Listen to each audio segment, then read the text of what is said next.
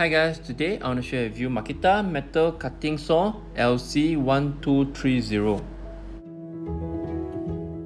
In this video, I will show you what's inside the set. The watt for this machine will be 1750 watt.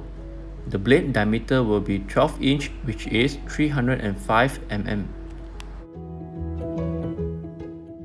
LC1230 is suitable for cutting in pipe, angle iron, conduit and more. The carbide-tipped blade lasts 50 times longer than abrasive wheels, cuts clean, accurate and virtually burr-free. No dust, no spark when cutting. The weight for this machine will be 19.3 kg. The power supply cord will be 2.5 meter.